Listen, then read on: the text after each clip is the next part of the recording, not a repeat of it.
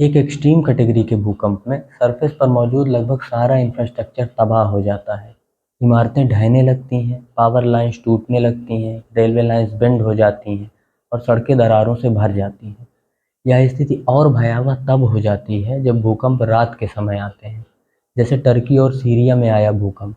लोगों के कुछ समझ पाने और सुरक्षित स्थान पर पहुंचने के पहले ही बिल्डिंग्स कोलैप्स करने लगीं और भारी मलबे में दबने से हजारों लोगों की जानें चली गईं। साथ ही लगभग $34 बिलियन का इंफ्रास्ट्रक्चरल लॉस हुआ। फ्रेंड्स, टर्की और सीरिया तीन टेक्टोनिक प्लेट्स, अरेबियन, अफ्रीकन और एनाटोलियन प्लेट के इंटरैक्शन जोन पर बसे हुए देश हैं, जहां अरेबियन प्लेट नॉर्थ की ओर मूव करते हुए एनाटोलियन प्लेट को पुश करती है, जिससे यह प्लेट भी मोशन में आ जाती है और मूव करने की कोशिश करती है। पर इसके ठीक ऊपर स्थित यूरेशियन प्लेट इसे नॉर्थ की ओर मूव करने से रोक देती है। यह प्रोसेस लगातार चलता रहता है, जिससे यह रीजन जियोलॉजिकली अनस्टेबल बना रहता है। भूकंप अपने साथ भारी तबाही लेकर आते हैं और आकस्मिक घटना होने के कारण इनकी कोई पूर्व चेतावनी भी जारी नहीं हो पाती। फ्रेंड्स, क्या आपने कभी सोचा है कि भूकंप आखिर आते क्यों हैं?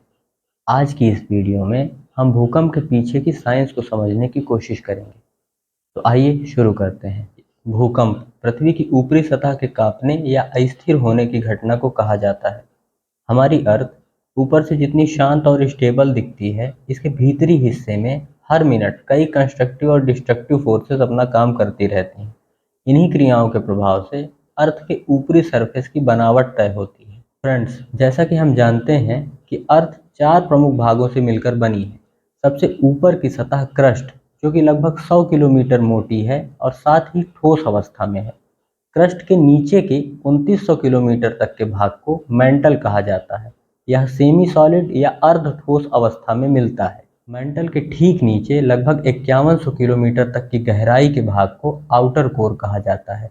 यह बहुत गर्म और तरल अवस्था में है, जहां इसका टेम्परेचर 4500 से 5500 डिग्री सेंटीग्रेड के आसपास मिलता है। और आउटर कोर से पृथ्वी के केंद्र तक का भाग इनर कोर कहलाता है। यह एक मेटल बॉल की तरह सॉलिड फॉर्म में है, साथ ही लगभग 5400 डिग्री सेंटीग्रेड टेम्परेचर के साथ पृथ्वी का सबसे गर्म हिस्सा है। सबसे ऊपर की लगभग 100 किलोमीटर मोटी सरफेस क्रस्ट, जो कि सॉलिड फॉर्म में है और सेमी सॉलिड या अर्ध ठोस अवस्था में पाए जाने वाले मेंटल के ठीक ऊपर स्थित है। अर्थ की यह सबसे ऊपरी सरफेस एक भाग में न होकर कई छोटे बड़े टुकड़ों में बटी हुई है, जिन्हें प्लेट्स कहा जाता है। दो टेक्टोनिक प्लेट्स जिस स्थान पर आपस में मिलती हैं, उसे प्लेट बाउंड्री कहा जाता है। मेंटल में होने वाली गतिविधियों के कारण ये प्लेट्स स्थिर अवस्था में न होकर एक विशेष डायरेक्शन में धीरे धीरे मूव करती रहती हैं। इस फिनोमिना को कॉन्टिनेंटल ड्रिफ्ट कहा जाता है। कॉन्टिनेंटल ड्रिफ्ट का आइडिया सबसे पहले नीदरलैंड के कॉस्मोलॉजिस्ट और ज्योग्राफर अब्राहम आर्टेलियस द्वारा 1596 में इंट्रोड्यूस किया गया।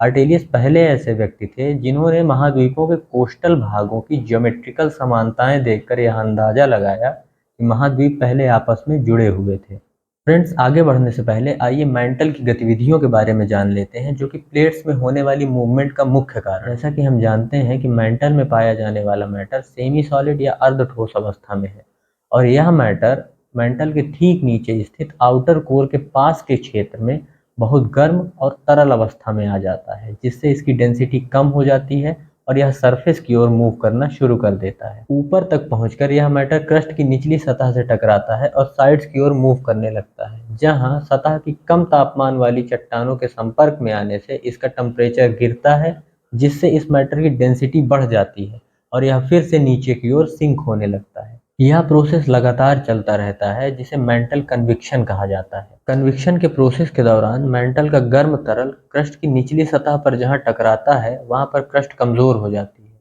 और क्रस्ट को तोड़कर यह लावा ऊपरी सतह तक पहुंचता है और ठंडा होकर नई क्रस्ट का निर्माण करता है। साथ ही जब यह तरल क्रस्ट की निचली सतह के सहारे साइड्स की ओर मूव करता है, तो इसके साथ साथ टूटकर अलग हुई दो टेक्टोनिक प्लेट्स भी एक दूसरे के अपोजिट डायरेक्शन में मूव करने लगती हैं। जब यह प्रक्रिया समुद्र के भीतरी भागों में होती है, तो इसे सी फ्लोर स्प्रेडिंग कहा जाता है। फ्रेंड्स, क्या आप जानते हैं ईयर 1556 में चाइना के सेंजी प्रोविंस में आए 7.8 मैग्नीट्यूड के अर्थक्वेक में लगभग 8,30,000 लोग मारे गए।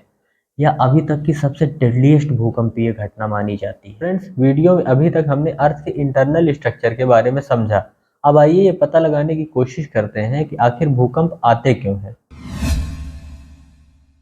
अब जैसा कि हम जानते हैं कि अर्थ की ऊपरी सतह पर पाई जाने वाली ये टेक्टोनिक प्लेट्स स्थिर अवस्था में ना होकर धीरे धीरे मूव कर रही हैं।